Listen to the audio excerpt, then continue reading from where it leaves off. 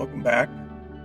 My name's Sadanda, and this is Awakening to Your Spiritual Truth. I'm glad you're here with us today. Today's topic is verbiage.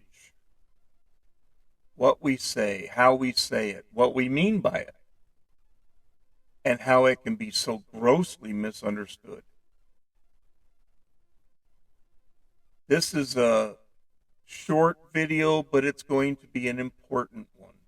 Something that hopefully we can open our mind to and allow the concepts of how language can affect everything that we do, say, and be, what it makes us. Now, I'm going to start off with the idea of language. The spoken word, in reality, is the most unlikely, least accurate form of communication. Believe it or not, it really is. And I'm sure if you think about it, you'll understand where I'm coming from. I'll go into it a little bit further, but I just wanted to put that out there. And there are so many types of language or communication. I'm sure everybody's heard of body language. You can look at somebody and know intuitively what they're feeling or thinking or how comfortable they are with a situation or whatever it may be. The most reliable form of communication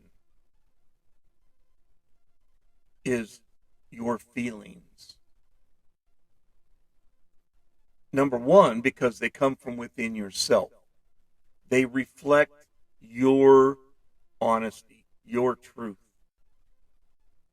which, for the most part, is a byproduct of universal truth. When we start feeling something related to a topic we're discussing, and it contradicts what we're hearing, always go with your feelings. Because, and give this a moment to seep in, but what you're hearing is somebody else's opinion, their truth, their desires to influence you into their thinking process or into their view. Now, I'm not saying their view's wrong, because I don't believe in right or wrong, but it is another opinion. And if you listen to it and you find that it doesn't feel, again, the feelings, that it doesn't feel like something you want to avoid or ignore, then process it. See how it fits for you. How does it make you feel? How do you see it serving you the best? It may be a better way. It may be a better thought form. But you won't know it until you go in and evaluate.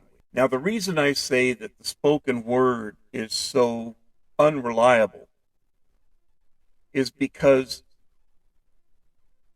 it can be so misinterpreted. And I'm sure everybody out here has had that kind of a situation where you've said one thing meaning a certain way, and whoever is the receiver has taken it a totally different way, reacted opposite or in a different manner in which you meant it. It is only verbal communication is only an utterance of wavelengths, and we have made that we have created it to be valuable, created it to be trustworthy, to be something that we believe we should be following, and we have not gone within to evaluate. Well, many people, when we're having a discussion, we don't take the time to listen to what's being said and then evaluate it within ourselves before we come back with a response. And I've spoken of this a little bit in another video.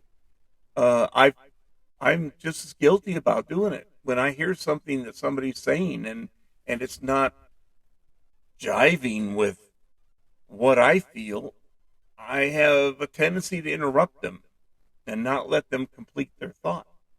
Again, I'm working on it, making it different so that I won't do that. But I have done it. People do it all the time. And this is something we need to be conscious of. Now, there are certain words that set us up for failure, for never achieving what we truly desire to create, and for destruction. So let's take the failure words first. The big one, try. When you try to do something, you are, in essence, setting yourself up for failure. Because if it doesn't work out, well, I tried. Doesn't mean you have to put your whole effort into it. You don't have to focus enough to make it a reality. You can try. And if it doesn't work, well, I tried. For those of you who are Star Wars fans, believe it or not, there are a lot of universal truths in that movie. Even the statement, "May the Force be with you," is a statement of universal energy, the force of the energy of the universe. When you connect with it. But we're not talking about that right now. We're talking about trying. In the second movie, The Empire Strikes Back, Luke takes his X-Wing fighter to the planet of Dagobah to be trained by Yoda, the Master Jedi. And as he lands, he ends up putting it in a swamp. He's able to get out of it, but it sinks into the bog and he's all discombobulated about that. So Yoda takes him, after a certain amount of training, he takes him back to where this X-Wing fighter is located. And he tells him, bring it out of the bog. And Luke's mental state is, well, I can't do that. It's too big. I don't have that kind of power. This is setting himself up for failure right away. But Yoda persuades him to give it a shot, to try. He doesn't use the word try. He says, you have no limitations. You can do it. So Luke is putting his efforts to raising the X-Wing out of the bog, and he achieves it to a certain degree. But then he gets distracted. He loses his focus. He loses his connection with the universal energy, and it comes back into the bog. And he falls down, and he looks at Yoda, and he says, I can't do it. I tried. And Yoda looks at him and says, do or do not. There is no try. Now, when you really think about it, that is a very prolific statement. If you are very focused, you either do a task or you do not do the task. Again, trying is just an excuse for not putting your efforts to it, for failing. Another word that we use on a very frequent basis is want. And this one deals with your creative abilities. Because when you look at the word want, not on a human definition, but in a universal definition. When the universe hears that you want something, then the universe says, oh, okay, well, that person wants to have the experience of wanting. And so that's what you get. You have the experience of wanting instead of having. Now, that may sound like I'm being obtuse, but that's not what I'm doing. I'm trying to demonstrate that to the universe, you have no reason to want. You have absolutely everything that you need to perform whatever functions you're here to do. As you go through your day, you create everything that you need, again, need, not necessarily want, to fulfill your desires.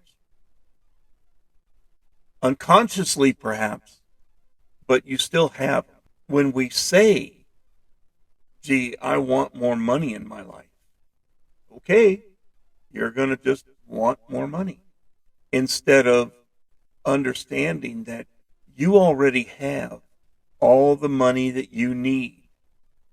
Again, it may not be all the money that you want. We have this concept that we have to have thousands of dollars in our savings account, or we won't be able to survive. As an example, my mother was born and raised during the Great Depression. She was born in 1929, and she was raised through that time period. And any time that her checking account got close to $1,000, we were broke. Nothing could happen because we were broke. That fear of not having money. Money is like a river. It will flow into your life and it will flow out of your life. When you try to hoard it, it will become like a dead pool of water. It will stagnate. Especially nowadays when you're only getting a quarter to maybe half of a percent interest on money that you save in a savings account or a CD or something like that. That is stagnant. Instead, we should use money as the tool that it truly is. The tool to bring life in and create for ourselves. When I chose to start this YouTube channel, I had to take some of that flow that was coming in and use it to create the equipment and the desires within myself for clothing or whatever. Yeah, real fancy, I know. But anyway, you get the idea. I had to use some of that money that was coming in to get all of the stuff to create this YouTube channel, to spend on backdrops or whatever. So it came in and it flows out. It stays fresh. The flow stays fresh. Am I overwhelmed with wealth? No, I'm not. Not monetarily. Am I overwhelmed with personal satisfaction? Yeah. I am very satisfied with where my focus and my soul's process is, because it is what I was here to do. It's what I'm here for. So the focus is what needs to be shifted. We don't need to want. We need to acknowledge what we have already and understand that is enough. If we have something occur where we need to purchase something else to replace something in our life or to make our life a little better, perhaps. New toaster or a new car or whatever. The universe will provide it for us. We just have to keep our eyes open. So step away from that verbiage of negativity or of lack and failure. Be conscious of what you're saying. Be conscious of your focus and what you're feeling. And when you can align those items in your life will be so much improved from where you believe you are now. You notice I said believe, because the fact is, you are exactly where you need to be, doing exactly what you are supposed to be doing. And how do I know that? Because you are doing it. Evidence is reality, and reality is evidence. Okay, I have rambled on about that. I hope it has brought some insights to you, and I hope that it has made you more aware, which is all we can do to become more aware and more focused on our journey. Please leave the comments down below. Let me know what you're thinking. Let me know your process, where you are in your life. I want to know about you. I want to know what you want to tell me as far as what you feel you can gain in understanding within yourself. What do you want to see? What are some topics that you would like to explore and hear about? That would be greatly received. Okay, so if you haven't already, please hit the subscribe button and the like button. And if you have further questions or you would like to see some complimentary printed material and stuff, that's in the website. So until the next time, peace be with you, blessings, and have a great afternoon or day. Period.